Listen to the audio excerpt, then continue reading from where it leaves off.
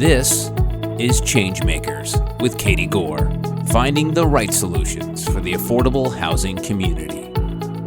Today's ChangeMaker is David Kirk, a professor of sociology and professorial fellow of Nuffield College at the University of Oxford. For more than a decade, he has conducted a life course study of the consequences of forced migration from Hurricane Katrina on the lives of former Louisiana prisoners. David Kirk, welcome to the podcast. Katie, it's great to be with you today. I look forward to our conversation.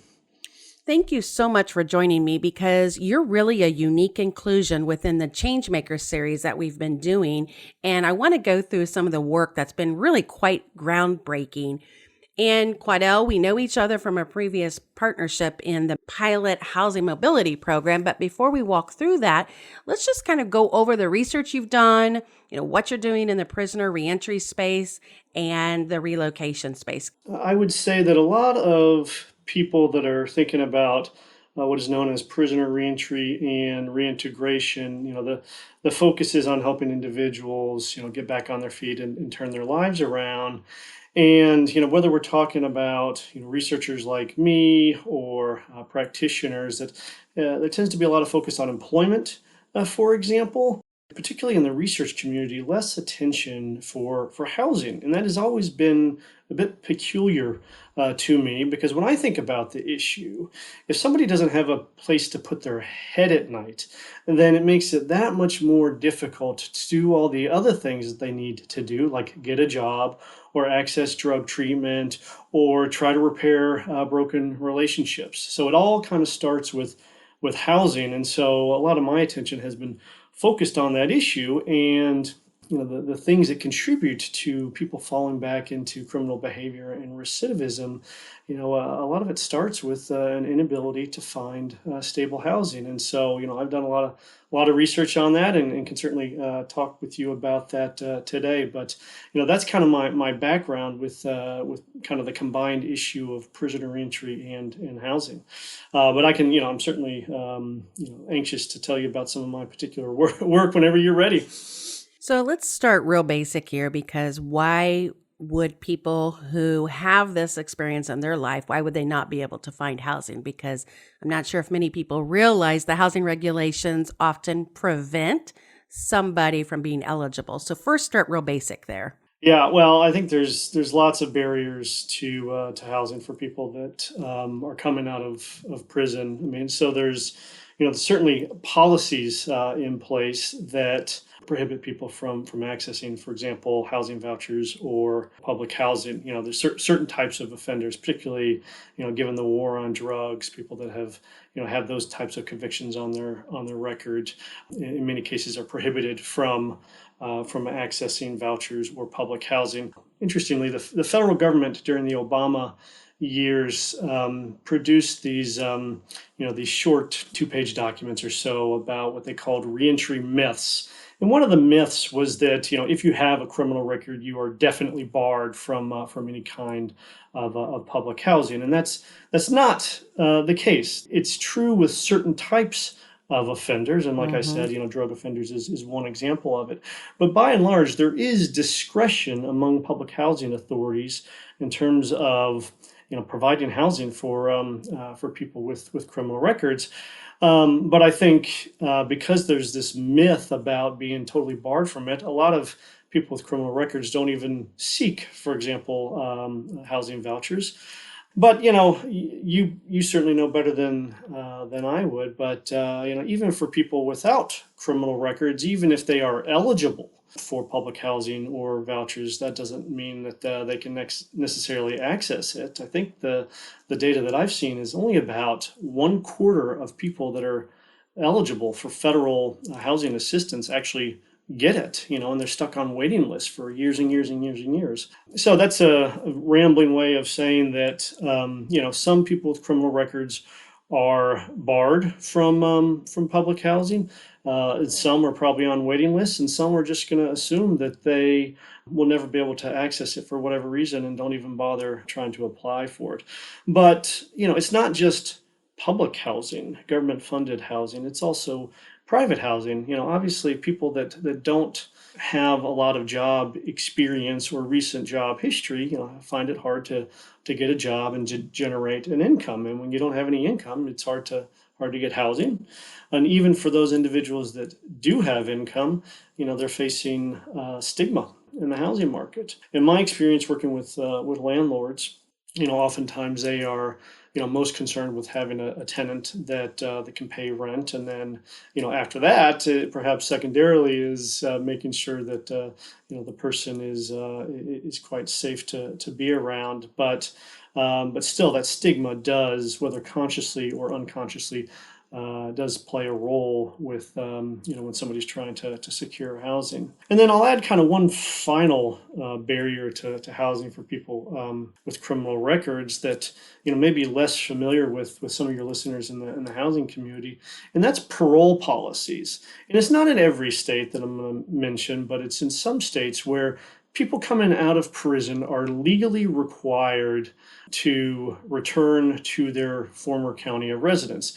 And, when I talk about kind of this connection between parole and housing, it's really getting at one of the things that I've looked at in my research in terms of where people can live. If they can manage to find housing, are they allowed to live wherever, or do they have to live in a particular place? And the way parole policies are structured is they oftentimes send people back to their home communities. And those policies are designed for a lot of different reasons. One of which is that, for example, one of the things I heard when I was living in Texas is that the people living in Houston, the government officials in Houston, are having enough of a challenge helping reintegrate the Houston prisoners back into their lives. They don't want to have to deal with the Dallas prisoners as well, and so they want the Dallas prisoners to go back to Dallas and not come to Houston, that type of thing. So there's a reason why there's not much migration between cities or counties in terms of people when they get released from prison, but it's intertwined with the housing issue, both whether there is available housing and where that housing can be located. So let's talk about and dive right into the research, but let's talk about this 15-year study that you did on post-Katrina New Orleans and the book that you published, Home Free. Give us the cliff notes, if you will, about what that book covered. It's hard to do a cliff notes on a 15-year study, but I will certainly try, Katie. Obviously Katrina is going to be familiar to people listening, but so I was in New Orleans several times, soon after Katrina, because I have family there, and I would drive around like a gawking tourist looking at the destruction, and it occurred to me that not only were, basically everybody was forced to leave for a period of time, but even a couple months later, it occurred to me that those areas hardest hit by the flooding, that some of those areas were the exact neighborhoods where people coming out of prison would typically reside. And so I was just curious if those neighborhoods were gone, and they were, many of them, where were those individuals that were coming out of prison in the first, 3 months, 6 months, 12 months after Katrina, where were they living? And then I wondered, well, if they're not here, if they're instead in Shreveport or Baton Rouge, how have their lives turned out? And so the Cliff Notes version of that is that prior to Katrina, when people came out of prison, about 75% of them would typically go back to their old county or parish, as they say in Louisiana, and 25% would go to a different county. As a side note, Louisiana does not have the type of law that I mentioned a little while ago that requires people to go back to their old county when they exit prison. Louisiana is a little bit different than, for example, places like Texas. Anyway, so prior to Katrina, 75% went back to their old county, 25% went someplace else. After Katrina, right after Katrina, in that first 6 months or so, it ended up being 50-50. 50% of people came when they got out of prison, they went to a new county, and 50% went back home. And so there was this pretty substantial change in housing patterns. And so what I did in my research was just to look at the implications of that. And what it turned out was that 59% 8% of people that when they exited prison, they went back to their old parish. They were reincarcerated back in prison within 8 years, versus 46% of those people who moved someplace new, moved to a different parish. They went back to prison in 8 years. So 59 versus 46%. So a 13 percentage point difference between the stayers and the movers. And so that gap is pretty substantial when we're talking about interventions to do something about reincarceration.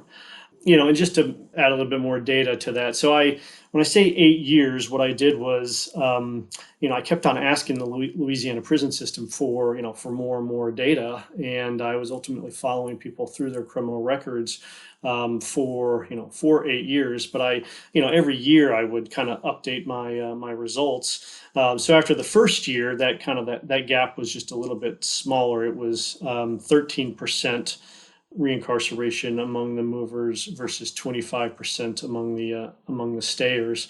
And so there's always kind of this 12 to 13 percentage point gap between those two groups. And what that suggests to me is that there's something going on with moving out of the old environment into a new environment that is lowering people's likelihood of recidivism. And I think the story is quite frankly, I think it's pretty simple.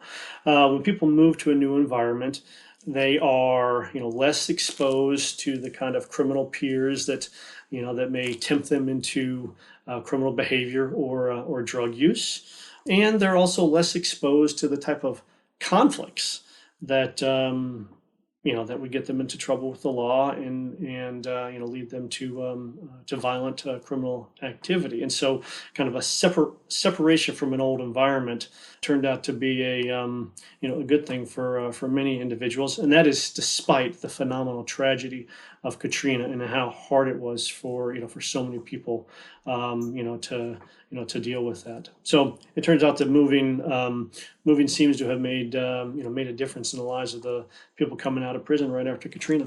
And that's a real revelation point right here, because we've now set the landscape for something that a program design can address. And so we've mentioned parole policies, we've mentioned barriers to entry, and even the psychology of a new life in a new neighborhood. And if you saw that happening right there in a Katrina and post-Katrina environment, then this was a revelation moment, because you said, okay, the neighborhood having access to move to a new neighborhood, we may be onto something. And that leads me to my next point is the Maryland opportunities through Voucher Experiment called Move. And, this is really a manifestation of what you've just set the stage for. So let's talk about that in particular. And you designed it, and tell us about what it was, and then let's get into the results of that. Yeah, so a lot of the reaction to the Katrina work was, and this is both in the academic community, but even among kind of policymakers, was, okay, interesting findings, but so what? That's a hurricane. Hopefully, we'll never have another one like it, though. Obviously, the last few years we've seen some similar ones. But the feeling was it's so unique. Are we limited in what we can learn about it? And I was obviously not convinced that this was just kind of a narrow, unique situation. I really think that, and set out to provide support, if I could, through more rigorous research, support for the hypothesis that a change of environment can be crucial for people coming out of prison. And so what the MOVE program is all about is, in contrast to Katrina, where people were forced to move through a tragedy, what the MOVE program does is it incentivizes moving through a privately funded housing subsidy. Now, it was privately funded because I spent several years of my life going around and begging foundations to buy into the idea and to provide some support for both the research and and the housing the housing subsidies that we used in the study, and managed to be a little convincing. And so, but I wanted to design the program so that it was similar enough to something like Section 8 that if I could then, after piloting the program, then go convince some housing authorities that maybe they should think about doing this type of thing, because it was roughly similar to what they were already doing with some of their voucher programs.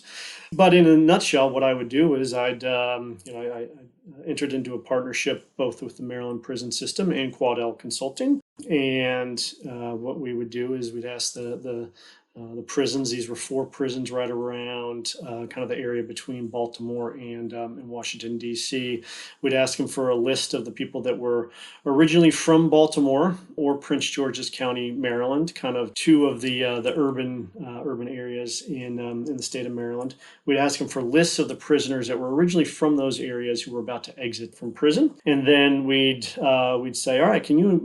We're going to be at the prison tomorrow morning at 8 a.m. Can you invite all those people into a room, because we want to offer them free housing if they'll participate in our program. And we'd bring we'd have it was typically a dozen or maybe 15, 18 people that were going to be exiting prison within a couple months' time.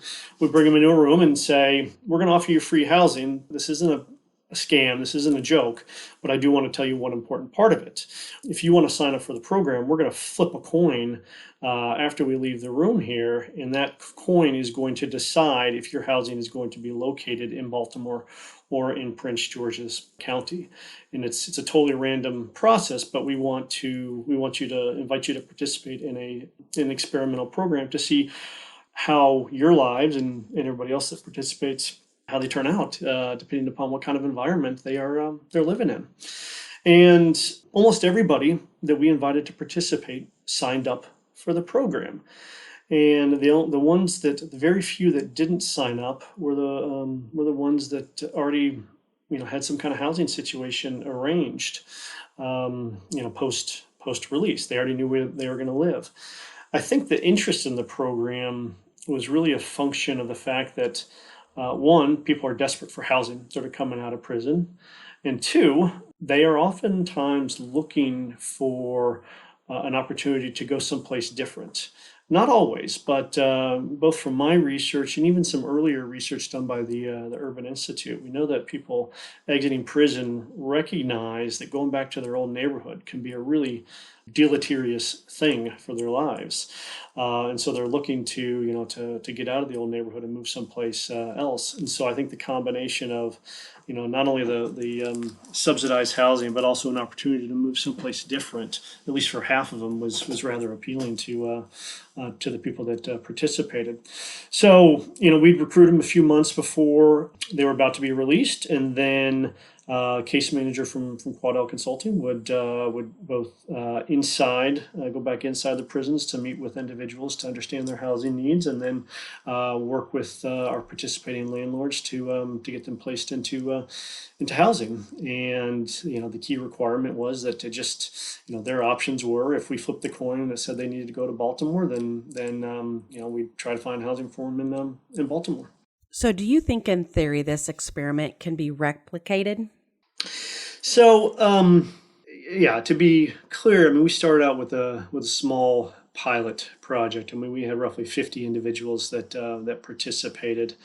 But it's, we're talking about housing. And so the level of rent we provided was equivalent to the fair market rent that is set by HUD. So at the time, we're talking about, I think it was around $1,000 in Baltimore and a bit more in Prince George's County, Maryland. And so your question about the feasibility of going larger, it really comes down to one thing is to the cost of it.